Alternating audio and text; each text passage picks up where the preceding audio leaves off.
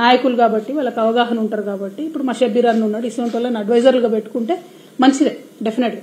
కానీ అసెంబ్లీలో, తెలంగాణ అసెంబ్లీలో ఆయన ఆంధ్ర ఆయననే అంటారు, మరి ఈయన ఎవరో నాకు తెలియదు, ప్రసన్న కుమార్ గారు, ఈయన అసలు ఎక్కడ కూడా ప్రభుత్వంలో పనిచేయలే, జీవిత పర్యంతం ఢిల్లీలో ఎవరో జడ్జి గారి దగ్గర పనిచేసిండట.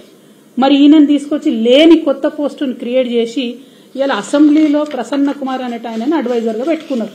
మరి ఈయన ఏం అడ్వైజులు ఇస్తాడు, దేనికోసం అడ్వైజ్ ఇస్తాడు? లేని కొత్త పోస్ట్ ఎందుకు క్రియేట్ చేసిరు మీరు? ప్రజాధనాన్ని ఎవరి కోసం వినియోగం చేస్తున్నారు మీరు?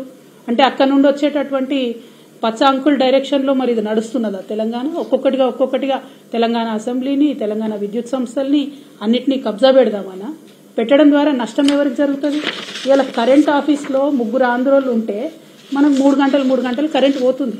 రేపు అసెంబ్లీలో ఆంధ్ర అడ్వైజర్లు ఉంటే మరి ఏం జరుగుతుంది? దయచేసి తెలంగాణ ప్రజలు ఒకసారి ఆలోచించాలి. ఇక రేవంత్ రెడ్డి గారు ఇంకా దారుణం ఏంటంటే, వ్యక్తిగతంగా ఓటుకు నోటు కేసు ఆయనది ఏదైతే ఉందో దానిని వాదించినటువంటి లాయర్లు, ఒక మేడం పేరు దేవనా సేగల్, ఇంకో 2 ఆడపిల్లలు ఉన్నారు, అట్లనే తేరా రమాకాంత్ రెడ్డి గారు, అట్లనే ఇంకా ఆయన ప్రభుత్వంలోకి రాకముందు అప్పుడు కేసీఆర్ గారి ప్రభుత్వం చేపట్టినటువంటి ప్రాజెక్టులను ఆపడానికి చచ్చిపోయిన వాళ్ళ పేరు మీద దొంగ కేసులు వేసినటువంటి ఇంకొక వ్యక్తికి, ఇట్లాంటి వాళ్ళందరినీ కూడా సుప్రీంకోర్టులో ఇలా అడ్వకేట్ ఆన్ రికార్డు పెట్టారు. అంటే మొన్నటిదాకా రేవంత్ రెడ్డి గారు జేబులోకి వెళ్ళి జీతం ఇచ్చిరు వీళ్లకు, ఇవాళ మన తెలంగాణ బిడ్డల రక్తం స్వేదం మనం కట్టే ట్యాక్స్ మన తెలంగాణ ప్రభుత్వ ఖజానా నుంచి ఆయన ఓటుకు నేటు కేసు వాదించిన మొత్తం టీం అంతటిని కూడా సుప్రీంకోర్టులో పోయి నింపుకున్నారు. మరి ఇదేం పద్ధతి, ఇదేం న్యాయం? ఎవరు లేరా ఇంకా కొత్త వాళ్ళు, న్యూట్రల్గా ఉండేవాళ్ళు, తెలంగాణ రాష్ట్ర ప్రభుత్వ ప్రయోజనాల కోసం పనిచేసే వాళ్ళు ఎవరు లేరా? మీ ఓటుకు నేటు కేసుని మీ ప్రైవేట్ టీంని తీసుకుపోయి అలా సుప్రీంకోర్టులో పెడితే నిజంగా కాంగ్రెస్ పార్టీలో ఇంతమంది సీనియర్ నాయకులు ఉన్నారు, ఒక్కరు కూడా ప్రశ్నించకపోవడం చాలా దారుణం.